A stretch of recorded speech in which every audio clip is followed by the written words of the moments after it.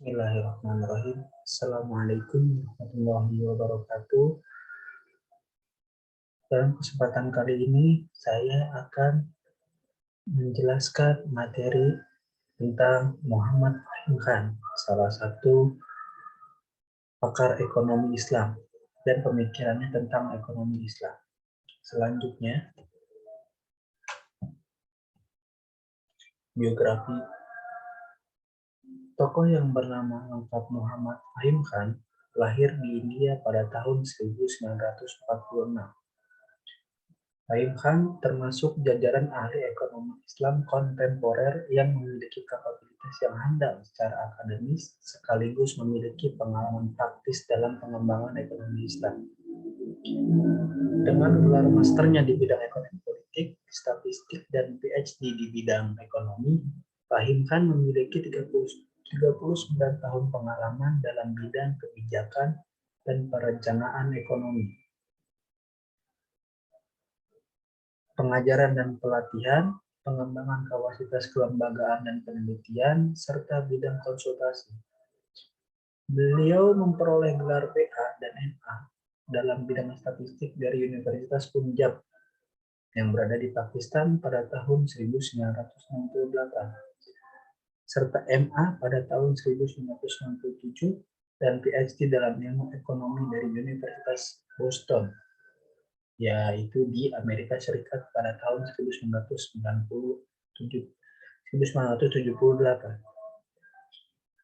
Beliau bergabung dengan Islamic Research and Training Institute atau IRTI sejak tahun 1988 dan menduduki berbagai posisi kepala divisi riset. Ada kepala divisi pelatihan serta kepala divisi pengembangan dan kerjasama ekonomi Islam. Fahim Khan juga pernah menjabat sebagai direktur IRTI selama setahun. Sebelum bergabung dengan IRTI, beliau menjabat deputi chief Kementerian Perencanaan dari tahun 1969 sampai dengan 1981.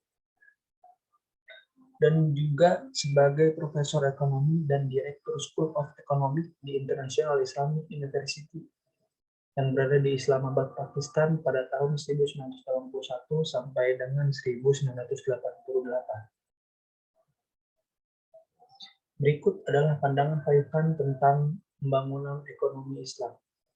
Yang pertama yaitu pertumbuhan kewirausahaan di dalam perekonomian. Kerangka kelembagaan ekonomi Islam memiliki cerminan yang sangat jelas untuk menciptakan dan mendorong kegiatan kewirausahaan dalam kegiatan perekonomian. Unsur-unsur kerangka kelembagaan berikut ini menunjuk pada tujuan tersebut, yaitu ajaran Islam tidak mengizinkan sumber daya baik manusia maupun fisik disimpan menganggur. Ada beberapa pengaturan kelembagaan selain norma-norma moral yang akan mengarahkan ke tujuan tersebut dalam perekonomian Islam. Ada pengaturan kelembagaan yang memaksa salah satu sumber daya yang langka dalam perekonomian, yakni modal finansial untuk aktivitas kewirausahaan daripada disewakan untuk memperoleh sewa modal. Fahim Khan menegaskan bahwa modal keuangan dilarang keras untuk memperoleh sewa, yaitu bunga. Satu-satunya cara agar modal keuangan dapat menghasilkan pendapatan adalah risiko kerugian produktif.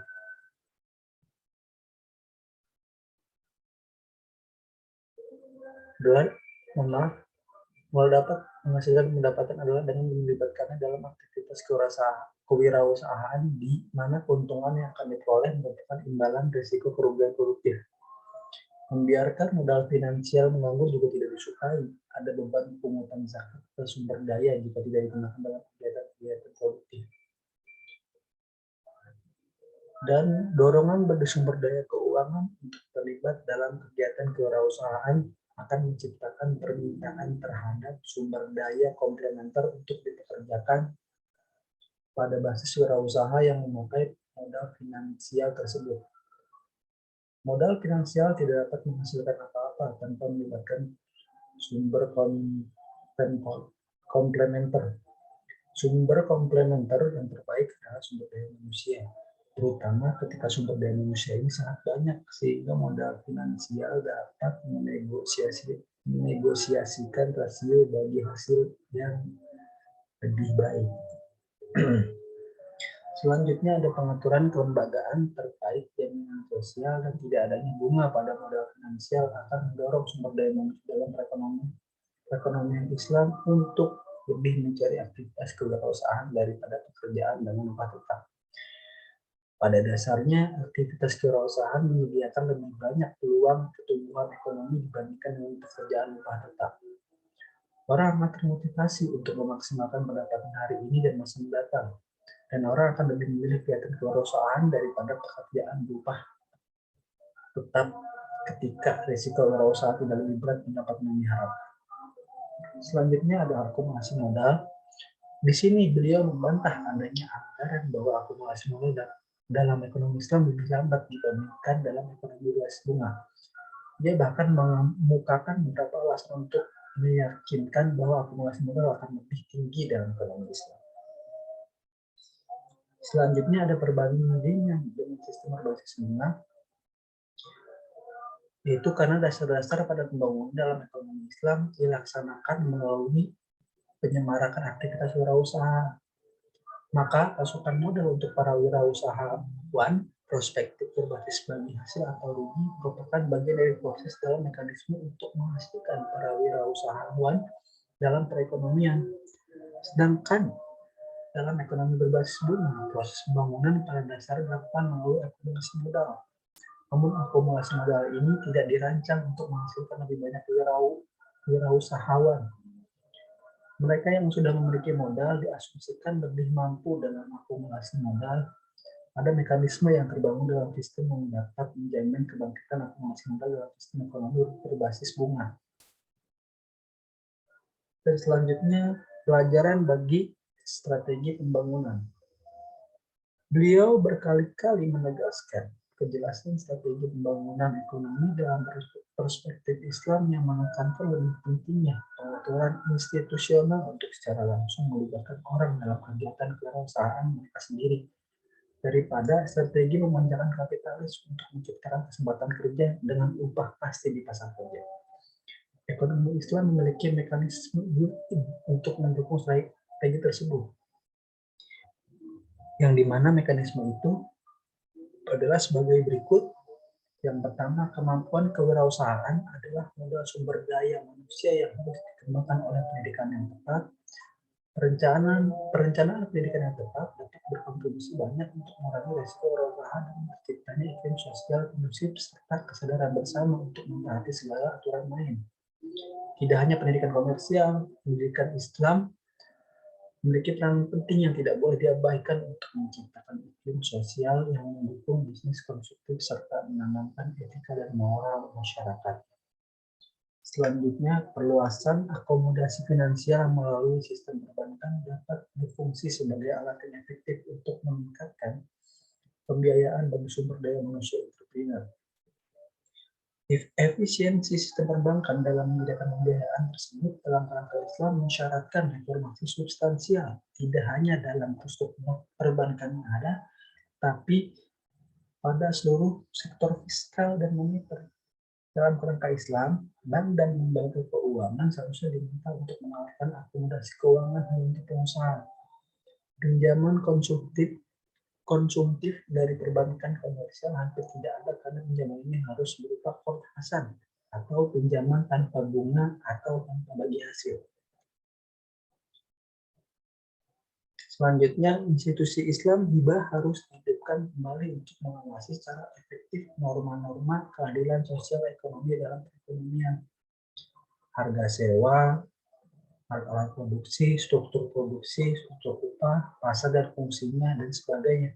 Semua masuk dalam ruang lingkup pengawasan lembaga ini. Jika syarat yang dipakai fahimkan untuk memperbandingkan antara sistem konvensional berbasis bunga dengan sistem ekonomi Islam berbasis bagi hasil dalam mendorong strategi penciptaan peluang kewirausahaan adalah sebagai berikut. Yang pertama, ada ketersediaan modal yang diperlukan untuk surplus tenaga kerja dalam memulai usaha mandiri.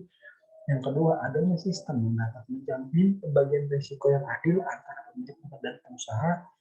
Yang ketiga, adanya sistem penjamin Penjaminan sosial dapat menopang dan membimbing kehidupan pelaku usaha hingga mereka meraih kesuksesan berwira swasta. Sistem ekonomi non-Islam yang berbasis bunga dinilai tidak berhasil mewujudkan prasyarat-prasyarat di atas, terutama di negara-negara berkembang yang berpenduduk padat. Sistem berbasis bunga dipandang tidak menyediakan modal yang dibutuhkan oleh calon wirausahawan potensial yang akan memulai usaha.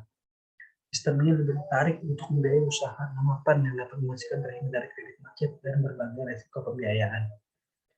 Pengajuan pembiayaan oleh orang baru akan memulai usahanya biasanya menuntut dipenuhinya persyaratan yang sulit termasuk jaminan yang kadang tidak dapat dipenuhi oleh calon pelaku usaha. Dalam kondisi ini tentu ia akan lebih memilih untuk mencari kerja berupa tetap daripada melakukan usaha mandiri yang sulit berisiko. Mungkin cukup sekian penjelasan saya kali ini. Apabila ada kata atau penjelasan yang kurang jelas, mohon dimaafkan. Wabillahi taufiq wal hidayah. Wassalamualaikum warahmatullahi wabarakatuh.